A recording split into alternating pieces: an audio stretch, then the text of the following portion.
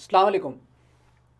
I am Zuhaib Ahmad Anjum और आज हम जिस मौजू पे बात कर रहे हैं वो अनडाउटेडली और अनडिनाइबली शायद दुनिया का ऐसा वाहिद कॉन्फ्लिक्ट है कि जिसने ग्लोबल लेवल के ऊपर, ग्लोबल सिक्योरिटी के ऊपर, मिडल ईस्ट की सिक्योरिटी के ऊपर और दो नेशंस की ओवरऑल मेंटालिटी के ऊपर, उनकी तारीख के ऊपर और उनके फ्यूचर के ऊपर सवालिया निशान डाले हुए हैं। मैं बात कर रहा हूँ फ़लस्तीन की। मैं बात कर रहा हूँ उस ज़मीन की कि जो 80 सालों से आग में जल रही है। मैं बात कर रहा हूँ एक ऐसी ज़मीन की कि जहाँ के रहने वालों की कंसिस्टेंट जनरेशन्स, 3 से 4 जनरेशन्स ऐसी हैं कि जो एक लगातार हालत जंग में जी रही हैं। मैं बात कर रहा हूँ उस फ़लस्तीन की जो 1920s में जलना शुरू हुआ और आज तक जल रहा है। आज की इस वीडियो में हम कोशिश करेंगे कि हम फ़लस्तीन की तारीख को खोद के देख सकें कि गलती किसकी थी, कौन रिस्पॉन्सिबल था।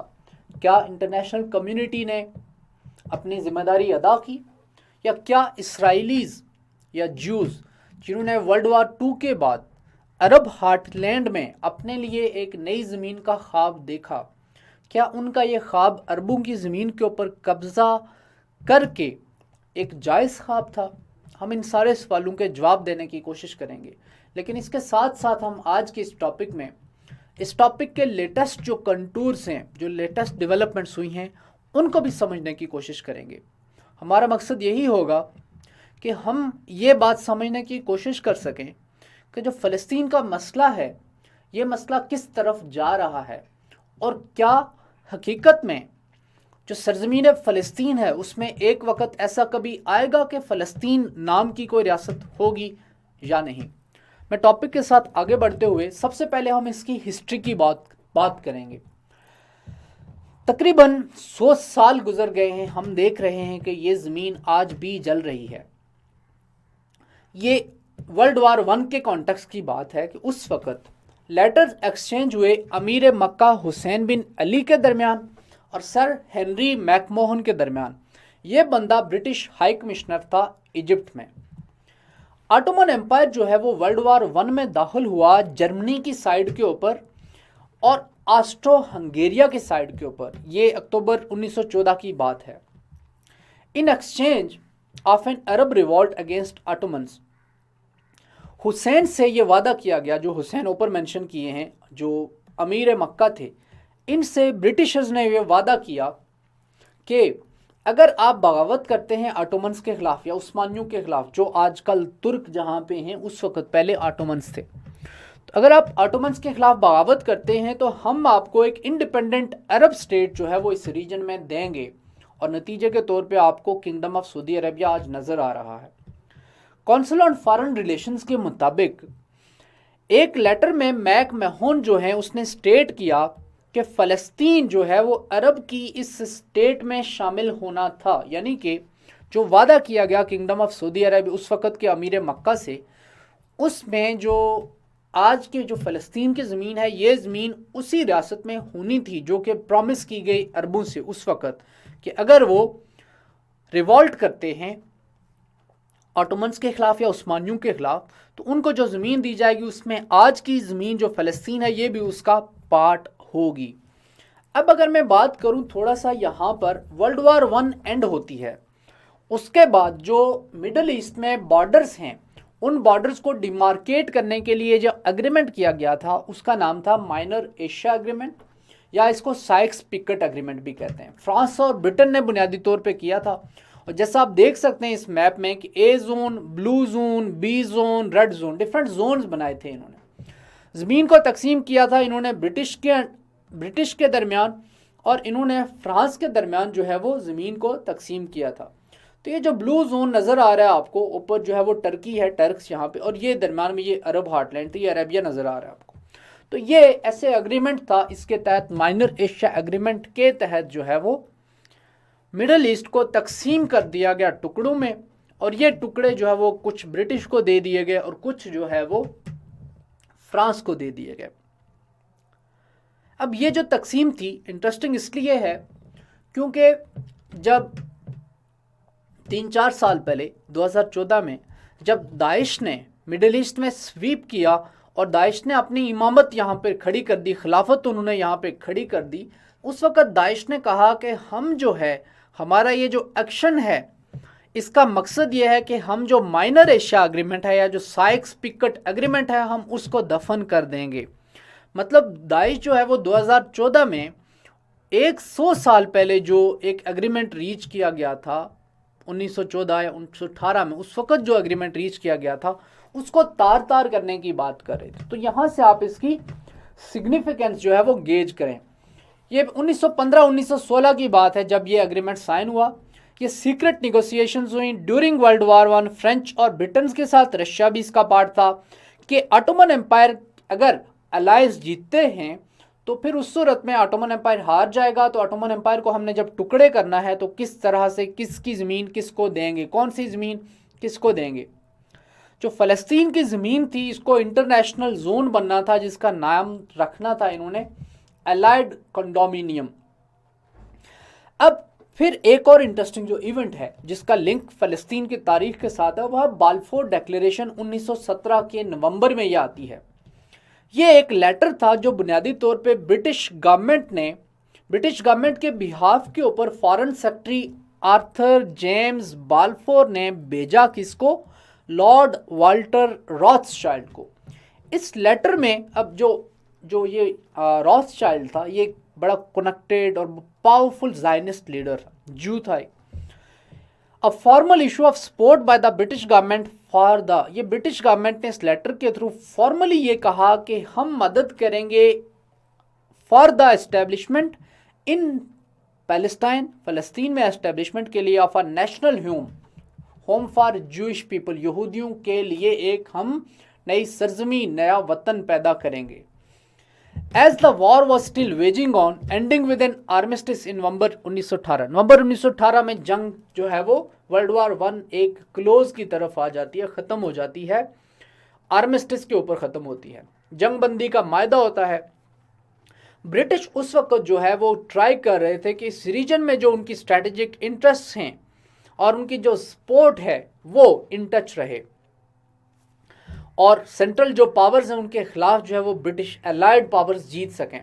अब ये जो आपको नज़र आ रहा है ये उसी लेटर का एक आपको स्निप नज़र आ रहा है, एक पिक्चर नज़र आ रहा है, डियर लॉर्ड रॉथस्चाइल्ड, इसको आप कहते हैं कि ये है बाल्फोर डिक्लेरेशन।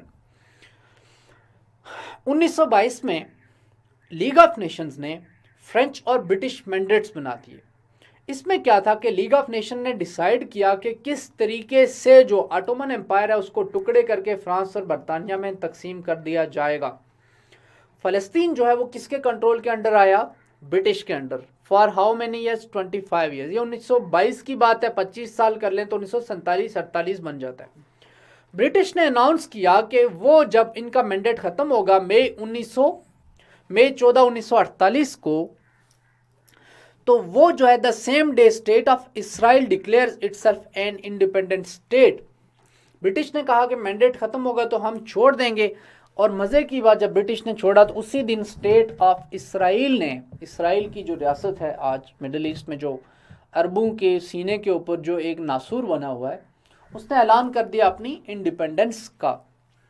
अब यहाँ पे आप देख सकते हैं उस वक़्त का जो मैंडेटरी टेरिटरी थी, जो लीग ऑफ नेशंस ने मैंडेट दिए 1920 में, उसमें इराक आपको नज़र आ रहा है कि ब्रिटिश के अंडर है, सीरिया जो है वो फ्रेंच के अंडर है, और इसमें ये जो एरिया है, ये यरूशलेम का जो पार्ट है, ये आधा आपको नज़र आ रहा है कि ये ब्रिटिश के अंडर है, और यहाँ पे ऊपर जो आधा पार्ट है ये नॉर्थ का, जो ये लेबनान का एरिया, ये किसके पास? ये फ्रांस का एरिया के पास। तो ज़्यादातर जो फ़लस्तीन का जो एरिया है वो उस वक्त ब्रिटिश के कंट्रोल के अंडर आया।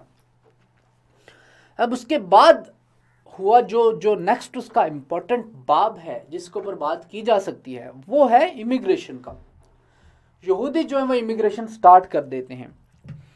जब यहूदी इमिग्रेशन स्टार्ट करते हैं 1920s में, 1930s में ज़्यादा इमिग्रेशन शुरू हो जाती है। दोनों साइडों के ऊपर जो है वो क्लैशेस शुरू हो जाते हैं, मिलिटेंट ग्रुप्स दोनों साइडों के ऊपर हैं, एक दूसरे के खिलाफ वायलेंट एक्ट्स कमिट करते हैं। ब्रिटिश फोर्सेस जो हैं वो इसमें उनको भी टारगेट किया जाता है, मतलब यहूदी भी मार रहे हैं, फ़लस्तीनी भी मार रहे हैं ब्रिटिश फोर्सेस को। ये जो अरबों में जो वहाँ पे पैलेस्टीनियन थे, जो बुनियादी तौर पे फ़लस्तीनी बुनियादी तौर पे तो अरब हैं, उनमें जो है वो ब्रिटिशर्स के ख़िलाफ़ गम गुस्सा बढ़ रहा था, और जो नए आने वाले इमिग्रेंट्स थे उनके ख़िलाफ़ भी गम गुस्सा बढ़ रहा था। क्योंकि अगेन आप कॉन्टेक्स्ट को देखें, ज़मीन जो उससे पहले हिस्टोरिकली अरबों की रही है, चाहे वो ऑटोमन्स के अंडर हो या जिसके अंडर भी हो, तो यहाँ पे जा आके जो वो एक नई मुमलिकत बसाने की कोशिश की जा रही है। और इसी दौरान ये जो कॉन्फ्लिक्ट था या ये जो केओस था, इसमें एक फ़लस्तीन का एक मिलिटेंट लीडर मारा जाता है, और इसके नतीजे में जो है वो एक मेजर नेशनलिस्ट अपराइजिंग स्टार्ट हो जाती है, जो कि 1936 में शुरू होती है और 3 साल तक कंटिन्यू किया इसने, 1939 तक। अब उसके बाद जो है वो ये हुआ कि ब्रिटिशर्स जो है वो एक पील कमीशन बनाते हैं। पील कमीशन जो बनाया गया इसी वॉर के कॉन्टेक्स्ट में ही, जब ये कॉन्फ्लिक्ट हो रहा था, इसके कॉन्टेक्स्ट में ब्रिटिशर्स ने एक कमीशन बनाया जिसका नाम पील कमीशन है। पील कमीशन ने कुछ जो रिकमेंडेशंस दी, उसमें एक रिकमेंडेशन ये थी कि जो जूइश इमिग्रेशन है अरब हार्टलैंड को या फ़लस्तीन में या स्टेट ऑफ इसराइल कह लें आप, जो बाद में स्टेट ऑफ इसराइल बनी, इसमें जो इमिग्रेशन हो रही है उसको कंट्रोल किया जाए। ये बात की पील कमीशन ने, और इसके अंडर जो है वो 1939 के बाद काफ़ी इमिग्रेशन के ऊपर कंट्रोल लगा दिया गया। और इसके अलावा लैंड परचेज इन पैलेस्टाइन के ऊपर भी इन्होंने लैंड पैलेस्टाइन कंट्रोल के ऊपर भी जो है वो पील कमीशन ने लिमिटेशंस लगा दी, रिस्ट्रिक्शंस लगा दी। अब इसको आप अभी लिंक करें कश्मीर के अंदर, अगर जम्मू की बात करें तो वहाँ से पंडितों को बेदखल करना या वैली से पंडितों को बेदखल करना, और कश्मीर की अगर बात करें तो वहाँ पे जैसे इंडिया कहता है कि सेटलमेंट के आर्टिकल्स दोनों की रेवोकेशन के बाद, जैसे कश्मीर में इंडिया सेटलमेंट के थ्रू डेमोग्राफिक ट्रांजिशन करेगा, ऐसे ही पैलेस्टाइन में ये काम 1940 से स्टार्ट हो चुका था, आज तक हो रहा है। फॉर द फर्स्ट टाइम एक पार्टीशन प्लान जो है वो प्रपोज किया गया, क्योंकि अब ये सारा जब प्रोसेस हो रहा था तो ब्रिटिशर्स ने यूनाइटेड नेशंस को इन्वॉल्व कर लिया, लेकिन कोई नतीजा नहीं निकला। ये जो जंग का कैओस था, वायलेंस का कैओस था, इसमें ब्रिटिशर्स का जो फ़लस्तीन का मैंडेट था वो ख़त्म हो गया। इसी दौरान जो मैंडेट देने वाली बॉडी थी लीग ऑफ नेशंस, वो भी जो है वो ख़त्म हो चुकी थी। तो ब्रिटिशर्स ने जो वो सॉल्यूशन सीख किया यूनाइटेड नेशन से। 1947 में यूनाइटेड नेशन की स्पेशल कमेटी थी जो फ़लस्तीन के ऊपर वो बनाई गई। मकसद क्या था? इस जंग को ख़त्म करना। जनरल असम्बली अपनी पहली इंपॉर्टेंट रेजोल्यूशन 181 फ़लस्तीन से मुतल्लिक पास करती है और फ़लस्तीन की पार्टीशन का फार्मूला दे दिया जाता है। तो ये पहला प्रपोजल था यूएन की तरफ से या इंटरनेशनल कम्युनिटी की तरफ से जो फ़लस्तीन की तकसीम से मुतल्लिक आ रहा है। उस वक्त जो रेजोल्यूशन 181 के टाइम फ़लस्तीन में जो स्टेटस था वो आपने जहन में रखना, इंटरेस्टिंग है। उस वक्त जो फ़लस्तीन में अरब्स थे तकरीबन 2/3 पॉपुलेशन उनकी थी और तकरीबन 85% जो ज़मीन थी वो उनके पास थी। जो जूइश इनहेबिटेंट्स थे फ़लस्तीन के वो तकरीबन 30% से कम पॉपुलेशन थी उनकी, 1/3 से, और उनके पास 10% से भी कम ज़मीन थी। जो पार्टीशन प्लान यूएन की तरफ से आता है उसमें बात किया गया, उसमें बात उन्होंने ये की कि जो जूइश स्टेट है वो 56% ऑफ मैंडेटरी पैलेस्टाइन के ऊपर जो है वो 56% जो है वो जूइश स्टेट होगी। अब ये मैंडेटरी पैलेस्टाइन वो ज़रूरी वाला नहीं है पैलेस्टाइन, बल्कि वो जिसका मैंडेट दिया गया था लीग ऑफ नेशंस ने ब्रिटेन को, तो उसी जो मैंडेटेड टेरिटरी है उसका 56% जो है वो जूइश स्टेट का पार्ट बनेगा और रेस्ट जो है वो अरब्स को जाएगा। ये आपको नज़र आ रहा है उस वक़्त का रेजोल्यूशन 181 का जो फार्मूला था वो। इसमें ये जो आपको नज़र आ रहा है ये जूइश स्टेट का पार्ट है, ये बुनियादी तौर पे ये एरिया, फिर यहाँ पे ये नॉर्थ में एरिया और ये वेस्ट में मेडिटेरेनियन के पास एरिया, तल अबीब के साथ का जो एरिया है। अब जो है रिस्पॉन्स क्या था? यूएन पार्टीशन प्लान रेजोल्यूशन 181 अरबों ने रिजेक्ट कर दी। जूइश एजेंसी ने इसको जो है वो एक्सेप्ट कर लिया। जूइश एजेंसी जो है वो फ़लस्तीन के अंदर जो यहूदी थे उनकी एक रिप्रेजेंटेटिव बॉडी थी, लेकिन अरबों ने इस प्लान को रिजेक्ट कर दिया सारे रीजन में। ये नहीं कि सिर्फ फ़लस्तीनियों ने, बल्कि तमाम अरब ममालिक ने, मेजर अरब कंट्रीज़ जो भी थे उन्होंने रिजेक्ट कर दिया। The stage was set for war. उसके बाद जो है वो चूंकि प्लान रिजेक्ट कर दिया गया था, उसके बाद जंग तो होनी थी। जंग के दो हिस्से, पहली फ़लस्तीन की सिविल वॉर और दूसरी जो है वो अरब इसराइल वॉर। अब हम बात करेंगे जो 1947, 48, 49 की वॉर हुई इसराइल में, 48 और 49 की, उसकी बात करेंगे और इसका नतीजा क्या निकला। रेजोल्यूशन 181 के बाद 1947 में ही एक सिविल वॉर जो है वो फ़लस्तीन में ब्रेकआउट करती है, जो कि अभी तक ब्रिटिशर्स के कंट्रोल में था और ब्रिटिशर्स का मैंडेट ख़त्म होना था जी मई 14, 1948 को। डेविड बेन गोरियन, इसराइल का फाउंडिंग फादर, उसने डिक्लेयर किया इसराइल को इंडिपेंडेंट स्टेट उसी दिन जिस दिन ब्रिटिशर्स का मैंडेट खत्म हुआ। इसके साथ ही जो है वो वॉर का सेकंड फेज जो वो स्टार्ट हो जाता है, यानी कि मई 14, 1948 से पहले जो वॉर थी वो सिविल वॉर थी, दोनों पार्टीज लड़ रही थी। उसके बाद जो है वो नेक्स्ट जो वॉर आ जाती, क्योंकि अब इसराइल बर्थ में आ चुका है, उसने इंडिपेंडेंट स्टेट का स्टेटस डिक्लेयर कर दिया कि हम इंडिपेंडेंट स्टेट है, हमारे पास एक अलग स्टेट है, आज़ादी डिक्लेयर कर दी। तो अब जो जंग है वो अरब इसराइल वॉर बन जाती है। इसमें जो है वो तमाम नेबरिंग अरब कंट्रीज इन्वॉल्व हो जाते हैं, लेकिन तमाम नेबरिंग कंट्रीज की इन्वॉल्वमेंट के बावजूद ये जंग जो है वो इसराइल जीत जाता है। 1948 की जो पैलेस्टीनियन वॉर है, इसमें कई लाख जो पैलेस्टीनियंस थे उनको उनके घरों से निकाल दिया गया और वो रेफ्यूजी कैंप्स में रहने के ऊपर मजबूर कर दिए गए। ये रेफ्यूजी कैंप्स कहाँ थे? जॉर्डन में, इजिप्ट में और सीरिया में।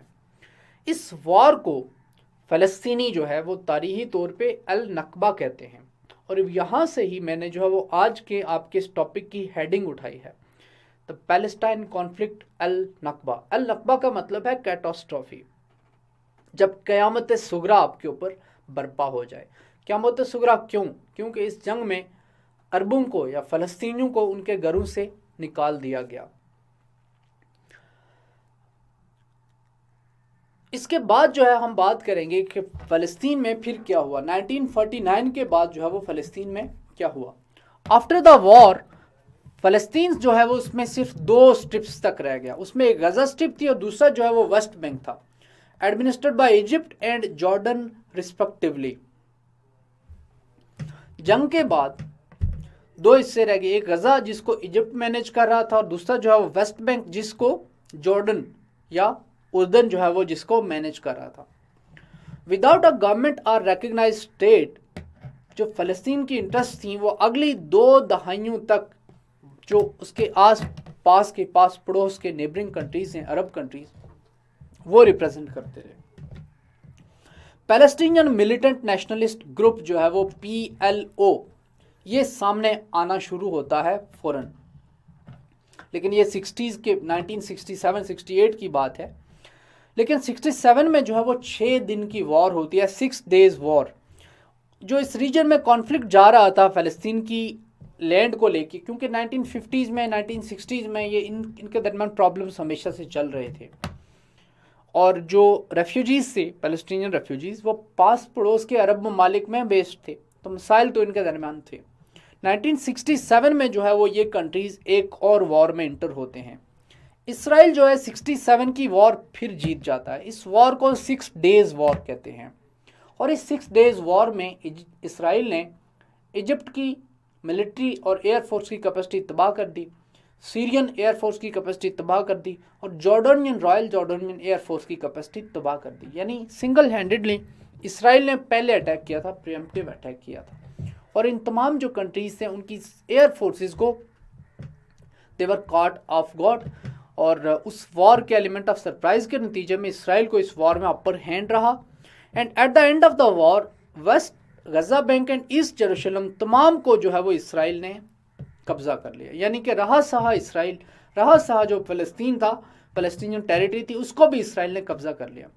इस वॉर के आफ्टर मैथ में यूनाइटेड नेशन सिक्योरिटी काउंसिल की रेजोल्यूशन जो है वो 242 आती है पैलेस्टाइन के कॉन्टेक्स्ट में, जो कि मोस्ट इम्पॉर्टेंट रेजोल्यूशन है। लेकिन इस रेजोल्यूशन के ऊपर मैं बात एक ब्रेक के बाद अगली वीडियो में करूँगा। आपसे ब्रेक के बाद मुलाकात होती है। अल्लाह हाफ़िज़।